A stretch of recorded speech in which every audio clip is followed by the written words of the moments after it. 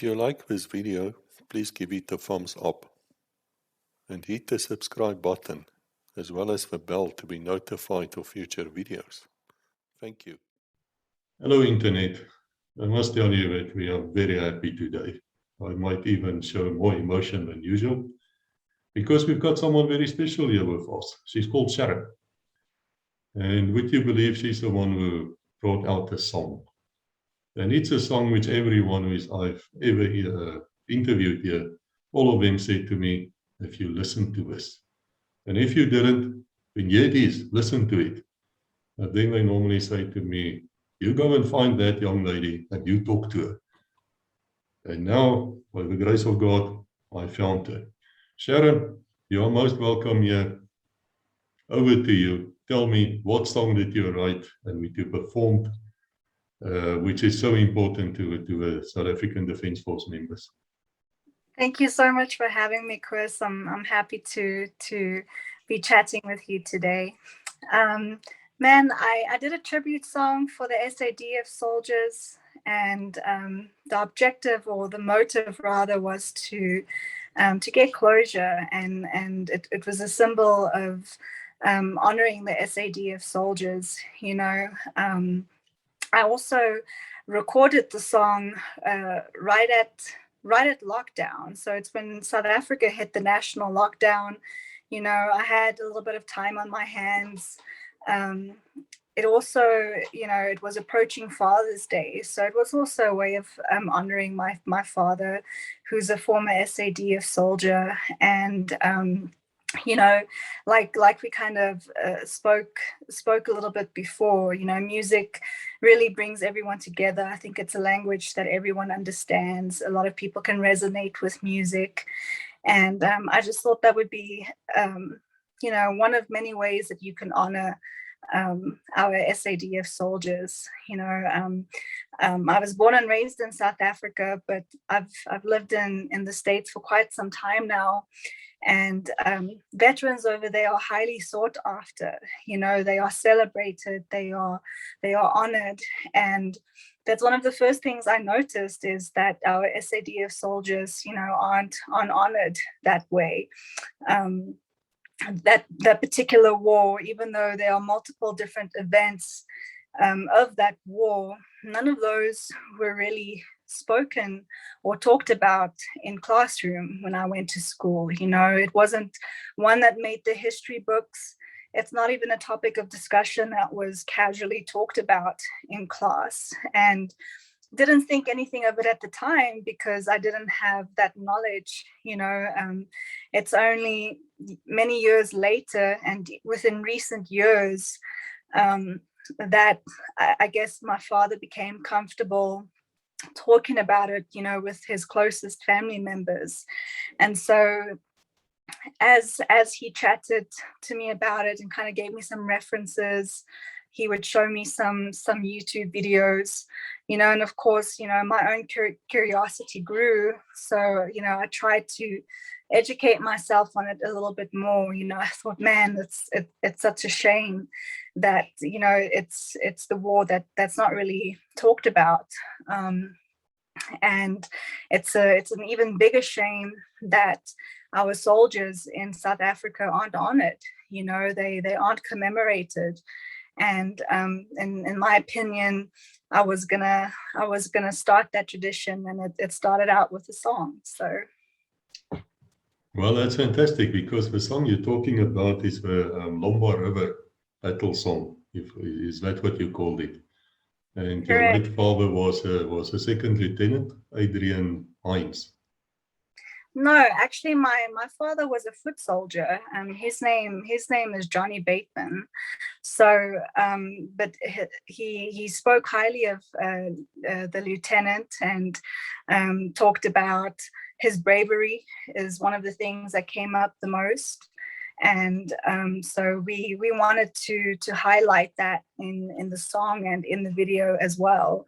And he explained to me, you know, that there were multiple different wars that he was involved with during, I think he said, during that 6-month period. You know, of course, there was the training beforehand, But the one day that stood out to him most was October 3rd. I think it's 1987, and I believe that was the war that took place at Kwaito Carnival, so slash the Lomba River. And it also seemed to have resonated with most of the soldiers as well, especially because if I don't have it wrong, they were quite outnumbered that day, but nonetheless, they fought that battle and they won that battle. So Yes, they stopped the 47th Kopla Brigade with tanks, heavy armor. And they had a bunch of Ratels. So this is a good vehicle, but it's not designed to take on a tank. It's lightly armored and it can move fast, which armor is speed. Speed is armor. But in that terrain, they couldn't move that fast. And yet they stopped that brigade completely. That was on that day. It was one of the biggest, I think it was the biggest tank battle which took place in Southern Africa ever. And they stopped those people, the enemy flat dead. They stopped them. And how they did that is absolutely amazing. There should be movies made about this, but there isn't. And agreed. that's why your song is so important, because your song honor what happened that day. And talking about the technical aspect of music, music wise, it's such a simple song, but I can't explain to you how many times I had to re-record that song just because of the emotion that came over me. I ended up cutting the song into multiple pieces, and then I just took the pieces where I'm not sobbing, tearing over the music. It was a very, very powerful experience for myself as well, even though I wasn't there. I don't understand. I don't think anyone would ever really understand unless you were there that day. But probably one of the most difficult songs I've ever had to record, and try and execute, just because of all the emotion that came with it. And as you said, it's such a big event. It should be one for the books, not just nationwide, but it should be something people learn about. It should be a war that everyone learns about and knows about worldwide, the same way we are being taught in South African schools about wars that took place, in other countries. I would say this is a war that should make the history books. Absolutely. That's absolutely so. When the US General Petros or something, Petros, he brought out a book on the manual of counterinsurgency a few years ago, and we read it because we are experts in that field. And would you believe Rhodesian Bush War, South Africans never even mentioned. They went back to what they thought they knew, and what they knew was very little, in fact. So they never picked up on what we learned and what we could teach them. And that's a real pity. But tell us about yourself. Would you call yourself a singer, a performer, an artist? I would probably call myself an artist. I'm not a well-rounded musician. Unfortunately, I'm not an instrumentalist. It's definitely one of the things I should be working on. That way, it's a little bit easier for me to execute the musical ideas I have up in my head. But I'm strictly a vocalist, with a passion and a desire to put good music out there. Especially music that can uplift the soul, music that can bring healing. We have a lot of secular music out there, and of course, every artist wants to be different. Every artist wants to be unique. So for me, it's important to put music out there that everyone can relate to. And if you can't relate, just enjoy. So I was fortunate and blessed. I grew up with a musical family. My father is a singer himself. He can actually play the drums as well. My mom is pretty fluent with her piano skills, and she's a singer as well. However, she's a bit more reserved. So I come from a musical background. I'm a dancer as well. I love to dance.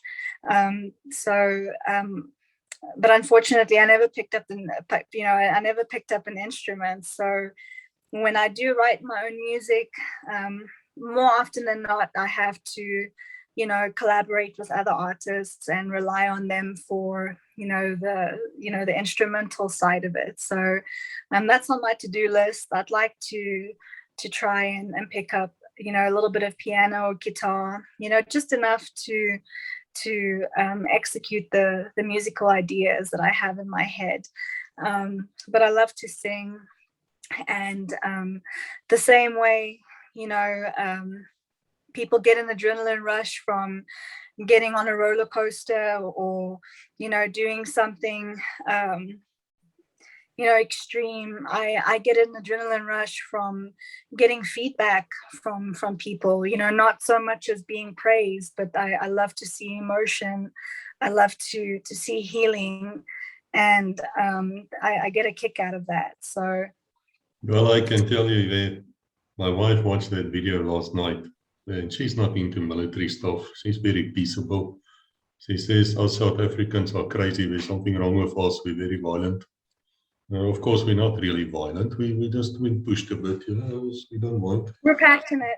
Yeah, we perhaps worse than Americans, but she really detected the emotion in that song, and I think every one of us did, because that came deep from your heart.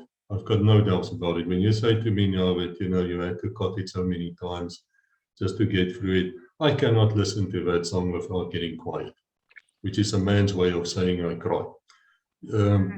Because it brings so many memories to us. And I must thank you for everybody here, because I've told everyone we're going to have this interview with you, and everyone said to me, you tell this young lady, thank you. Thank you so much. You don't know what this means to us. I mean, people would have responded to you. People are going to respond here. We're going to leave links. I expect all of you listening here, watching here, go and listen to that song, leave comments, and come back to us, because we're going to enjoy this, because this is also not the end of the road. I know you're bringing out another song as well. But before I ask you about that, I must tell you, I've been as a policeman on the border, I think 6 times. And same function as the army, light infantry. With our Caspers, of course, we thought we were better than others. We were not, but that's what we thought. Every unit thinks that. It's called Esprit de Corps. Now, you wouldn't believe what song we loved the most. Heidi. Oh, wow. There was this TV program called Heidi in my youth. You would probably not remember, but no, I know all too well. Also, they started singing Heidi. They would sing it in Afrikaans, and then if they get a bit more drunk, they would sing it in German, and then they would even try it in Xhosa or something like that. It was just fantastic. And then there was the other one, 40 Days. I think it's King Rockwell. That's something I'll be back home in 40 days. I tell you, Sharon, if you can ever make us a CD with all the old songs on it, it's going to be a smash hit. That would be special, most definitely. Yeah. Sharon, you use a strange name on which your YouTube channel is, and I will put all the links here. Where does that come from? So Toi To, or Tau Ye Tau, however you want to pronounce it, originates from the Sesotho language. And even though I can't speak or understand the language fluently, because I'm abroad and because I'm trying to establish a multicultural platform, taking a name that derives, from one of our African native languages is just one of the ways I can hold on to my heritage a little bit. I'm loud and proud South African. We're blessed to be a multicultural country, and so for that reason, I chose to use Sesotho for my artist name. It means lioness. So by the way, it symbolizes a lot of things, but in my opinion, mainly strength. So that's why I chose it. But I know it can be, or it can get a little bit confusing.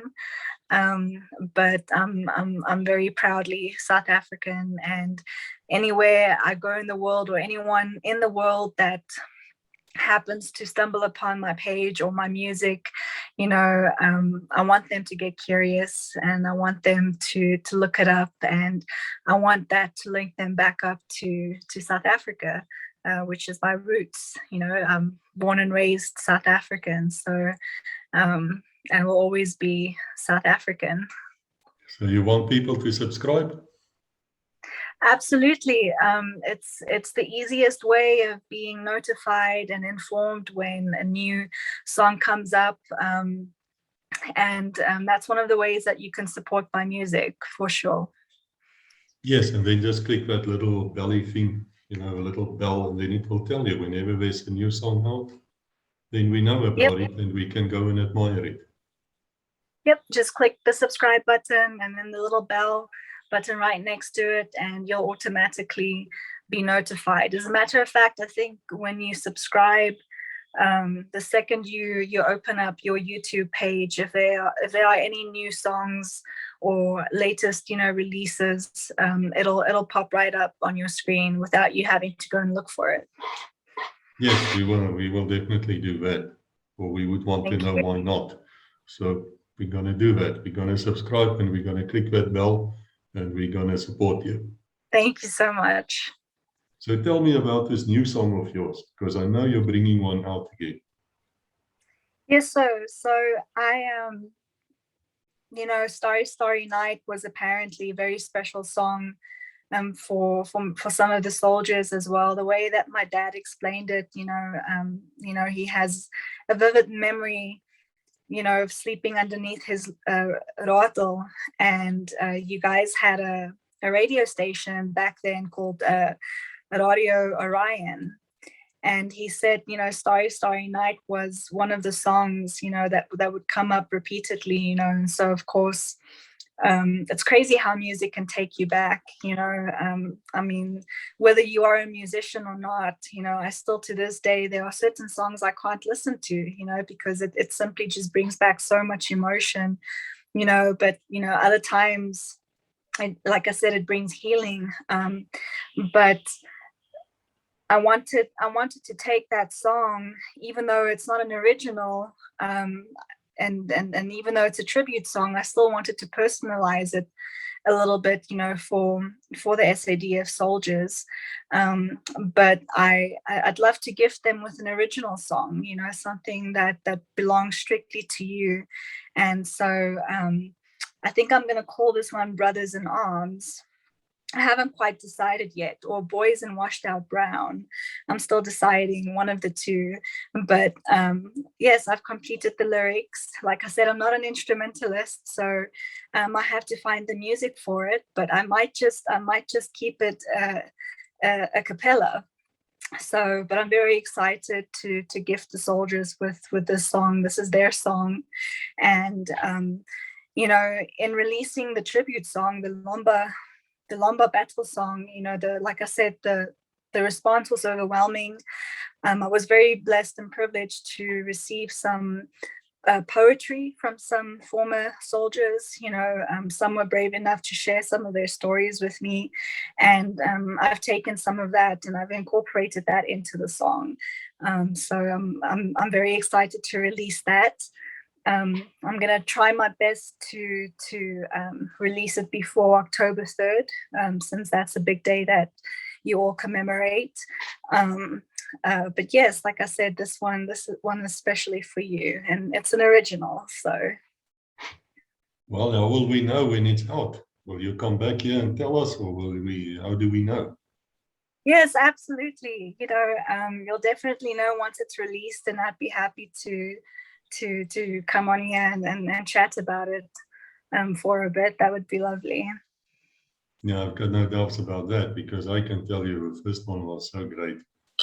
It really, really brought memories. Everyone, just to see those again.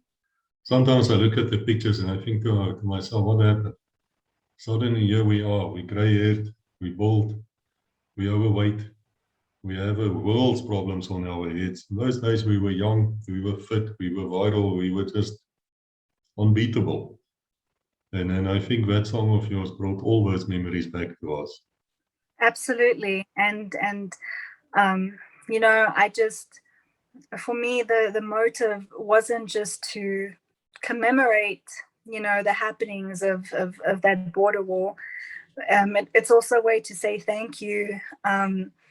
You know, and it's quite amazing to see, you know, it's not just a battle that was fought and won. It wasn't just lives that was lost, you know, but from what I gather, you know, these boys, these men were recruited, you know, at a very, very young age, and taken away, their lives, you know, barely begun, and they were basically thrown into this battle.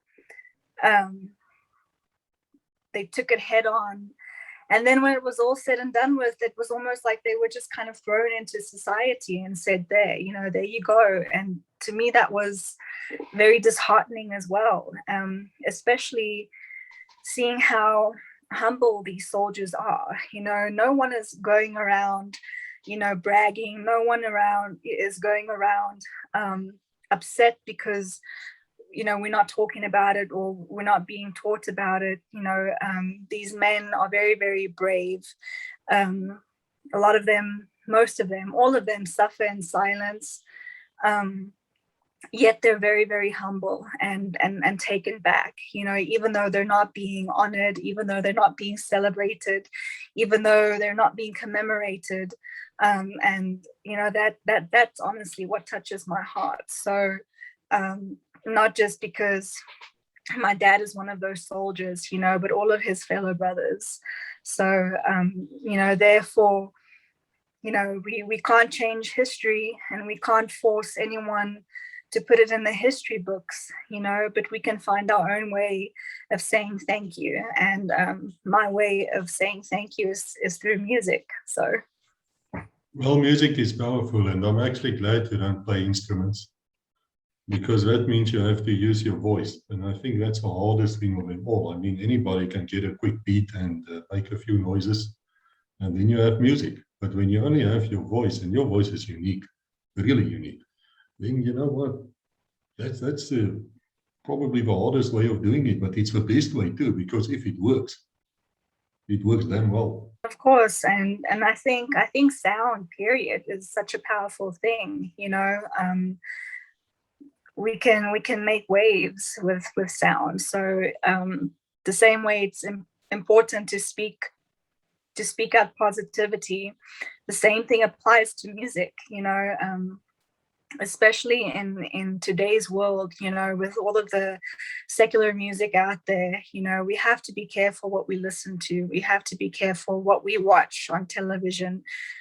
Music especially, we can be so easily conditioned and brainwashed. And one of my singles that I released called Kings and Queens, you know, I sing about that, you know, and that's something I firmly believe in. You have to be so particular with your music and what you consume your mind with, you know, and what you speak out there, because it is very powerful. So, and that's just sound as a whole. Well, that's absolutely true. I watched a series the other day called something Dilemma, Sound Dilemma or something. And it's this guy, and he was looking at music and how it developed, and he was working out what happens to your body with certain music. And he worked out that if a drum beat is too fast, it screws up something in your brain. I'll put the link here. It is absolutely fascinating what this guy and his study came out with. And he started showing, and he would play a lot of music, and he'd say to you, okay, tell me now, do you call this Christian music, or do you think it is not Christian? Do you think what it is? And he played from rock to underground to nice music and all sorts of things. Now, okay, I'm boring. I got stuck in the 80s. My wife will tell you that the last song I've listened to was probably Dire Straits when it came out. And I'm stuck in that era. Oh yeah, of course you do. Lois and Arms. Yeah, fantastic song. No, well, You see now, all of you, né? She comes from Bloemfontein. That's why she's got good music taste. Yeah. So music can touch the soul. There's no doubt about it. It can take you places, but you know what? It can also take you to the wrong way. I've arrested a guy once who committed a whole bunch of violent crimes. And I asked why? Why? And he said he just got crazy. He said it was this trance, it was this, everything just worked on him, and it worked on him until he just started going nuts. And of course, that will not stand in court. But I'm glad you say that, because I think there's a duty upon the artist also to realize what that power. Because the artists have very, very real power. As an author, you have a power to change history. Of course, you can write your own story of what happens, and it's like that old story of sitting in a theater. And both of us can sit there, and you're slightly to the left and I'm slightly to the right. We see different things. It's the same theater, but I have a different view than what you have. And it's exactly the same, I think, with music. I don't know if you'll agree with me with that or not, but there is a duty upon the artist not to use music for bad. Absolutely. I think, if you're a musician, you're on the front line of the battle, and you can either use that gift to do good, or you can use that same power to do bad. And unfortunately, both exist and is very prominent in the battle between good and evil. That's what I like to say. But there are a lot of masterminds behind music, and it's nothing new. This has been happening for decades and decades, but you have masterminds behind music. They use particular algorithms, and there's a lot of science that goes into it as well, and they use these algorithms. They experiment with it. They know which algorithms, which how can I say it, which frequencies really sticks. And so a lot of the music industry use that to their advantage, not necessarily to have a positive impact or influence on our world. It's about creating an algorithm, with musical composition, that'll make that song stick, and combine that with negative lyrics, it's over, and I'm a victim of that. I was angry with music for quite some time. As a youngster, you don't really pay attention, especially as a dancer. Everyone likes a good beat, and you don't really pay attention to what's being sung or spoken into those lyrics. And once I got a little bit older and started looking into creating my own music, you start educating yourself, and you start to discover that there's a lot of darkness in most of our music that we listen today, and I became silent for quite some time, because it's an overwhelming amount of information, and you kind of want to tell your family and your friends about it, say, don't listen to this music anymore, don't watch this program anymore. And it's so overwhelming. I personally don't feel like I have the gift to execute that information in a way that will stick and make sense, but there's a lot of people out there who do a beautiful job at explaining everything, and it's difficult to escape as well. And I'll admit, because I'm a dancer and I appreciate a good beat, I still revert back to music that isn't necessarily that good for you. However, I won't play it out loud in my house anymore. If I have a weak moment, I'll grab my headphones and I'll listen to it, until I get my fill. Okay, then I'm done. But it has such a big effect on your mood and your brain as well. Sometimes I just feel really, really overwhelmed and disorganized and irritable. And so I also think it affects your subconscious mind as well in ways that we truly don't understand. So, but that's a conversation for a whole nother day, and you can learn so much about it. But it boils down to one thing, be very particular about the music that you listen to, especially the music that you expose your kids to. We can very easily be brainwashed, and that's a fact. So. It's interesting that you talk about the battle of good and evil, because I know this fellow, this George and James, our sponsor, he wrote a book, I think it's number 51 in the series, called Oath of Evil. And in that book, he has an entire chapter, and it's a long book, there's about 600-700 pages in it. It took him 5 days, by the way, to write it. And in that book, he starts talking about what happens to your brain and to your soul if you are exposed to the wrong music, wrong movies, wrong food, even. And that other thing I was talking about just now is called the distraction dilemma.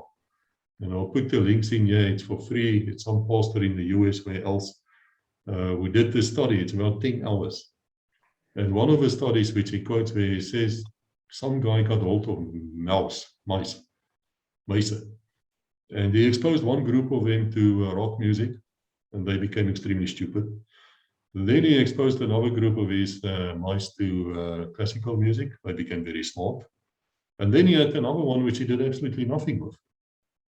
And would you believe they did well as well? So the only thing which changed there was the music. And it definitely had an effect. Especially where you bring in the voodoo drums, which is a certain beat which you were talking about. And it's worked out. If you go to Hollywood and you look at those people, the big producers, they will definitely tell you there's a certain beat which will sell and there's certain which will not sell. And then you look at history, which I love to do because we connect links, especially in the books, we connect links. And we can say this, this, and this. And let's look at it. You see all these artists, they start off as very nice young women, good looking, and they church singers. They sing those gospel songs, really nice, no problem. And suddenly they switch to something horrible. And a few years later, you see them without hair. They look like me. They're on drugs. They have all sorts of problems in life. And you can't tell me that's by chance. No, that's very true. I mean, they sell their souls, and for those people who think it's taboo and it's weird, it really isn't. As a matter of fact, the people, the ones who sell their souls, to reach fame and big money, they flaunt it, and they use symbolism. So if you are a believer in Christ, you typically like to flaunt it, by wearing your cross and by being loud and proud, Christian, Catholic, whatever the case may be.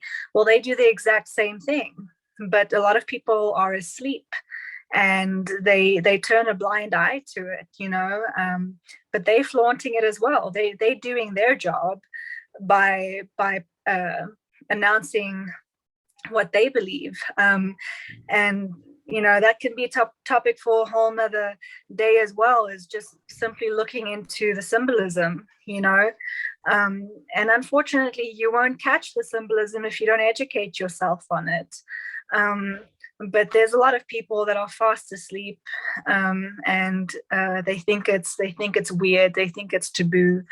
And that's actually a very dangerous place to be in. You have to be aware.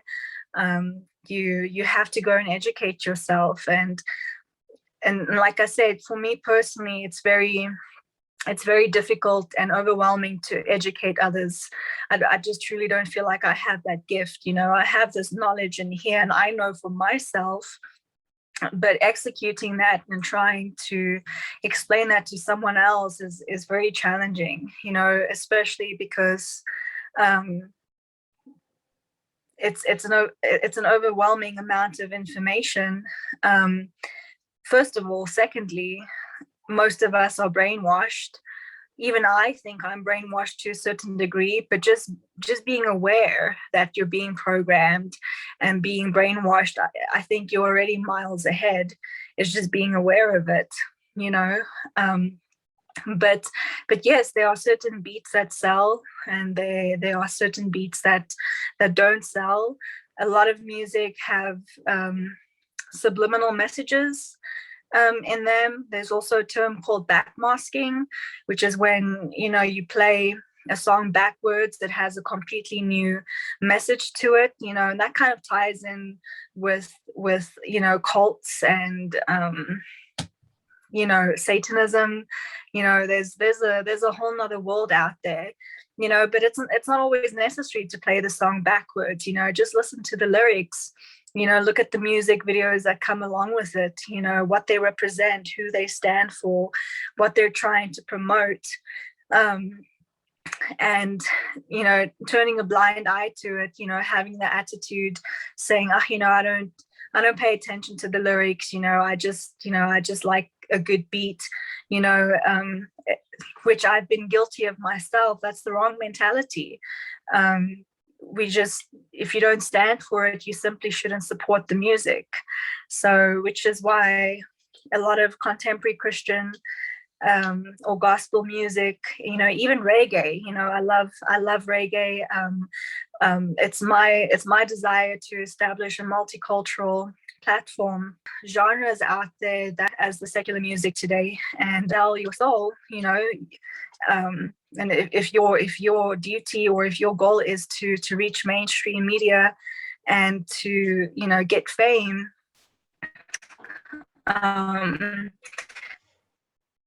you know, you have to go down a very dirty, dark road in order.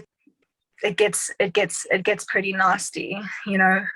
I must say, I'm so impressed with you for even knowing these things, because when I wrote those books, we found it in terrorism, actually.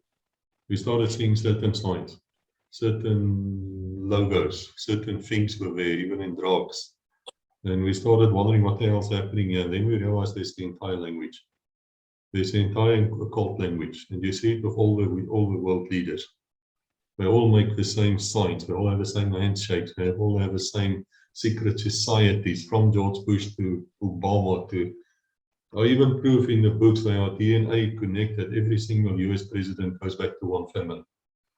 Charlemagne in France. And these things are facts. And people look at you and say, oh, where you fall out. No, this actually happens. I'm really glad you know about it. That book tried to expose everything, but you know, people don't want to read. They don't want to know.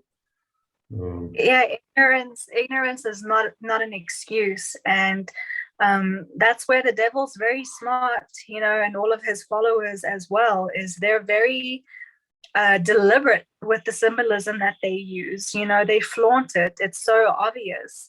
So and they purposely do that so that, you know, the listener or the viewer who listens to the music or you know, soaks everything up through that television screen. You know, if you see the obvious signs and you still turn a blind eye, you know, that's your own idiocracy.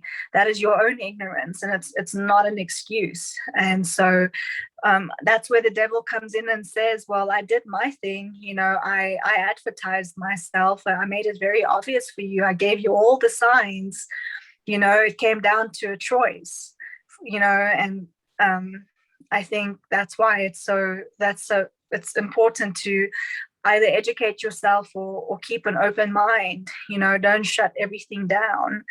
And a lot of people don't do that. And I get it. It's difficult for people to speak about it. It's difficult to educate, you know, because you are the minority, you know. But it comes down to bravery and standing out and being one of very few to speak up and take a stand. And if it's not your gift to speak about it or take a stand, well, then go put good music out there. So that's my goal. You know, it's a very slow and humbling process. But it's been a great learning experience, and it's very rewarding in its own way. And I look forward to growing my musicianship and gaining more knowledge, and I look forward to reaching more people. So, well, I can tell you we're going to support you. I think you're now the SADF's forces favorite. And if you're not, we will want to know why. So once again, I ask everybody here, we're going to put the links here. I want you to go and support Sharon for us. It's for really, you know what, you can't go wrong. But before we go, there's a bit of a storm in Bloemfontein, so we were struggling a bit with the internet.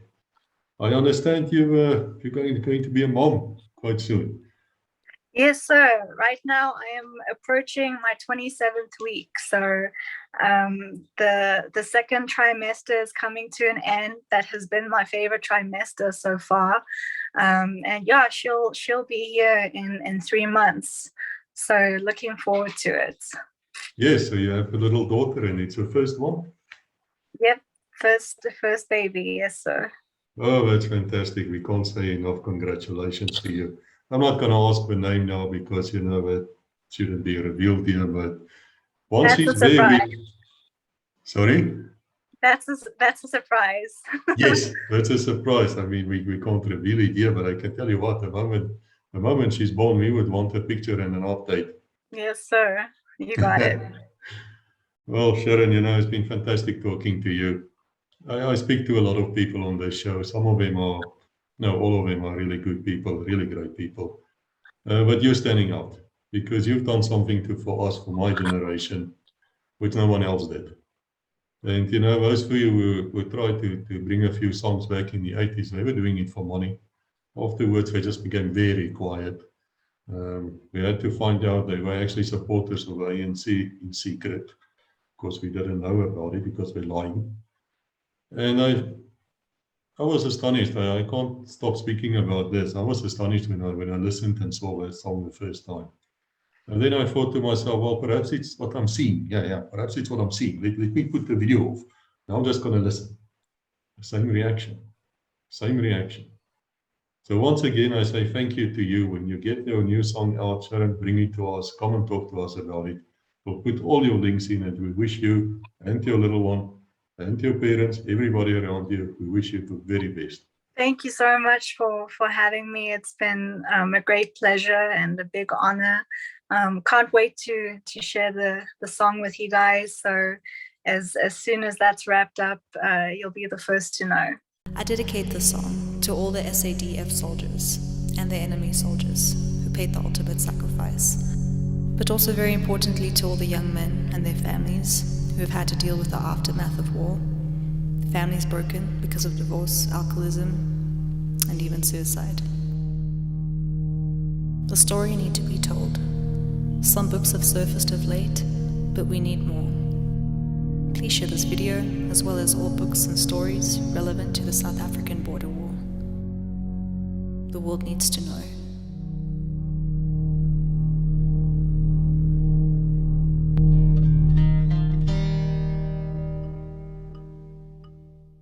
Starry, starry night. They marched on through the gray and blue. Looked out on a summer's day with eyes that know the darkness in their soul. Shadows in the trees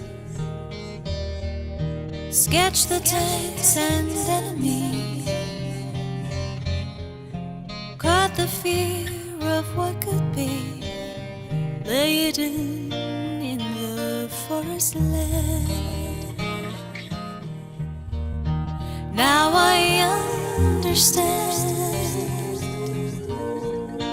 what you tried to say to me.